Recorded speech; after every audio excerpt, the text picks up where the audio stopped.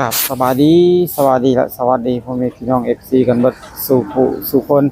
หรือว่าสิเป็น FC ทั้งฝั่งไทยฝั่งลาวฝั่งพี่น้องในต่างประเทศก็ยินดีต้อนรับเข้าสู่ช่อง YouTube บ่าวบุญจันทร์ Channel อีกแล้วพ่อพี่น้องเอ้ยโดยกลับมาพบมาพอกันอีกคือเก่าคือเดิมพ่อพี่น้องเติมพลังทุกครั้งที่บ่าวบุญจันทร์มาถ่ายคลิป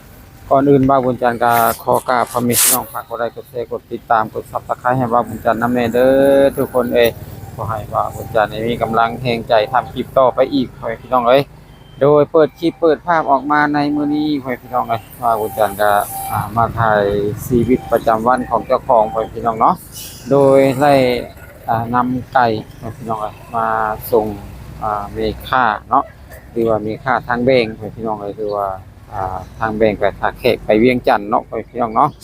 โดยตอนนี้ก็ว่าบุญจันทร์ก็ได้รับไก่มาจำนวน80โตขอให้พี่น้องเอ้ย80โตเนาะมื้อนี้ก็อาจสิได้หลายกว่าปกติขอให้พี่น้องเอ้ยเพราะว่าคน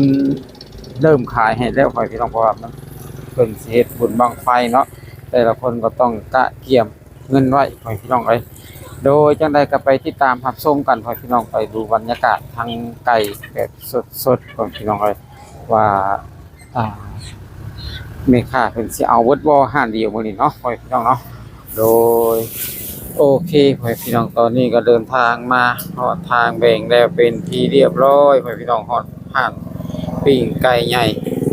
ทางแบ่งแล้วพ่อพี่น้องเอ้ยตอนนี้ก็ขนไก่ลงแต่รถเรียบเป็นที่เรียบร้อยของไว้พ่อพี่น้องเอ้ยมีอยู่จำนวน80ตู้พ่อพี่น้องเอ้ยคุณพ่อพี่น้องมีทั้งตัวน้อยตัวใหญ่ส่วนใหญ่ก็สิเอาโตประมาณโลพอพี่น้องเนาะที่เมฆาเพิ่นมักพอพี่น้องเลยเพิ่นมักก็สิประมาณตัวละโลแหละพอพี่น้องเลย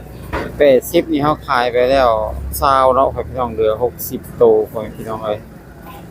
เหลือ60โตขายไป20โตแล้วพอพี่น้องเลยก็เลยถ่ายทำบรรยากาศที่ทางแบงไว้พี่น้องถ่าย FC ท่านใดเนาะยัง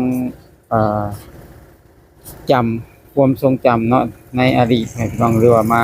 เคยมาเที่ยวเนาะอเมซอนหรือว่าร้านเซเว่นอเมซอนพี่น้องเลยอยู่ทางแบงเนาะพี่น้องในวงเวียนมรสุมทางแบงนี่พี่น้องเลยตอนนี้ก็ทั้งบ่าวจันทร์ก็ได้ถ่ายทำบรรยากาศให้ทั้งพี่น้องเขาได้รับชมเลยพี่น้องเลย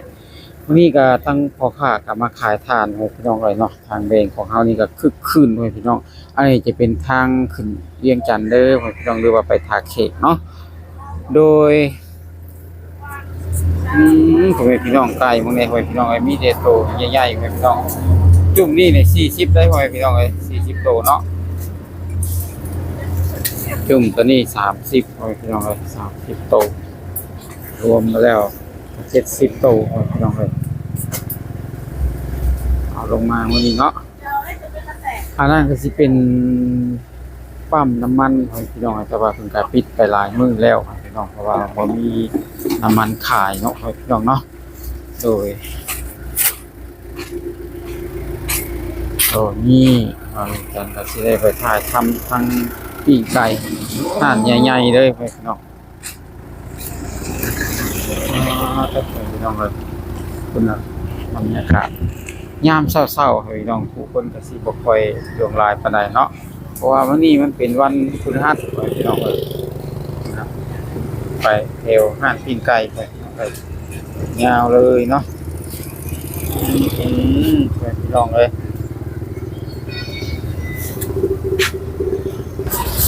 จะเป็นขนมลังเตนพี่น้องเลยเป็นเราแคบหมูพี่น้องขนมลังเตนแล้วก็ห่อสมพี่น้องเนาะมีไข่นึ่งแล้วก็มีเจลตาเลงพริกตาเลงพี่น้องที่ว่าจะเป็นอัวซีนอันนี้ปิ้งไก่ใหญ่พี่น้องเลยนะพี่น้องเป็นใจอยากเนาะนี่ก็ถ่ายทำบรรยากาศให้ทั้งพ่อแม่พี่น้องได้ให้กันพี่น้องนี่อาหารเนาะอาหารเจน้อยเลยพี่น้องเจน้อยปิ้งไก่เนาะอยู่ทางเบงพี่น้องตลาดทางเบงเนาะพูดเลยพี่น้องหั่นปิ้งไก่ยาวขึ้นไปทั้งเหนือ ยาวเหยียดเลยพี่น้องเลยเนาะแต่ละห้านก็บ่ใส่ย่อยๆพี่น้องเลยเนาะเป็นปิ้งไก่ของพี่น้อยเพิ่นพี่น้องเลยคักหลายเนาะมาพ่อแม่พี่น้องมาซื้อปิ้งไก่นํกันเนาะครับพี่น้องกันได้สนใจเนาะจะมาซอยอุดหนุนเพิ่นพี่น้องก็มาได้เนาะพี่น้องเนาะราคาบ่แพงพอพี่น้องราคาเป็นกันเองครับพี่น้องน่ะรถทานไปพี่น้องอันนี้รถเดินทานเนาะทางมีค่ามันก็ได้ซื้อทานด้วยย่างไก่ไปพี่น้องเลยมันกี่หน่อยเนาะรถไปมาหาสู่สะดวกสบายพ่อแม่พี่น้องเอ้ยเนาะเมืองลาวของเฮากันเนาะอันนี้ที่เป็นแห่งสถานที่ขายปิ้งไก่ไปพี่น้องเลยด้วยที่เป็นทางเบงเป็นทางเขตไปเวียงจันทร์ไปพี่น้องเราจะได้ถ่ายทำบรรยากาศทั้งพี่น้องด้วย FC เบิ่งเนาะพี่น้องก็ทุกทานก็คือสิคุ้นเคยพี่น้องเลยเนาะมีสิคุ้นเคยที่เราปั๊มน้ำมันแห่งนี้ว่าเป็นอเมซอนเนาะพี่น้องที่เป็นอีเวนต์เนาะ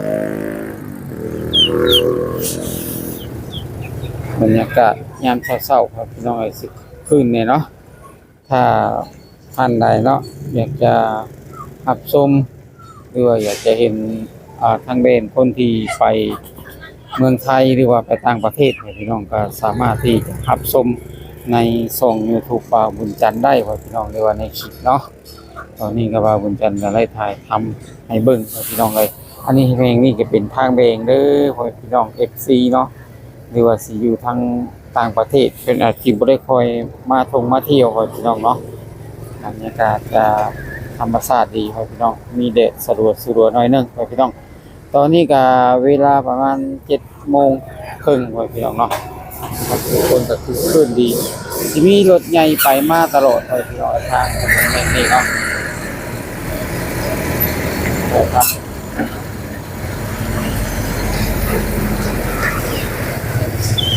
น้องคนหน้าเพิ่นขึ้นรถขึ้นไปยังรถนะลูกน้องน่ะสบายดีเนี่ยโอ้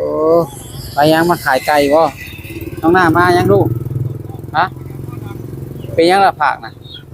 ฮะละผากเป็นยังลูกล่มบ่ล่มนะน้องหน้าล่มนะแต่เพิ่นมาซื้อน้ำมันก็เฮ้ยน้องคนหน้ามาซื้อน้ำมันพวกนี้น่ะเป็นยังน่ะน่ะเว้าแน่ลูกล่ะเว้าแน่สบายดีงามคนหน้าเพิ่นพี่น้องเลยเนาะวันนี้มาซาลิงกันพี่น้องเลยมาซาลิงกันมากันทางครอบครัวเลยพี่น้องเลยมาขายไก่มื้อนี้เนาะ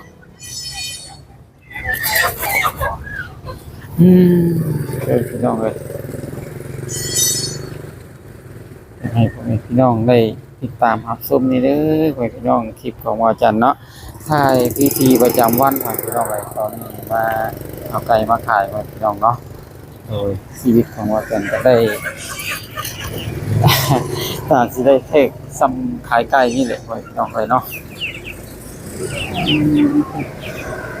รถไปมาหาสู้กันสะดวกสบายพี่น้องเลยถ้าพ่อแม่พี่น้องท่านใดเนาะอยากมาเที่ยวเนาะมาชมเนาะบรรยากาศทั้งตลาดทั้งเบงหรือว่าตลาดหันปิ้งไก่พี่น้องก็มาได้เด้อพี่น้องยินดีต้อนรับเสมอพี่น้องเนาะโดย FC ท่านใดที่เคยมาอยากจะมาเที่ยวก็มาได้พี่น้องเอ้ยจังใดก็ขอบคุณขอความมุกขอบใจหลายๆเด้อ FC ทุกท่านที่คอยติดตามชมช่องบ่าวบุญจันทร์มาตลอดเนาะก็สำหรับคลิปนี้บ่าวบุญจันทร์เว้าบ่ม่วนหูเนาะก็ขอโทษขออภัยใน FC หลายๆก็ผิดพลาดประการใดก็ขอโทษขออภัยกล่าวคำว่าสบายดี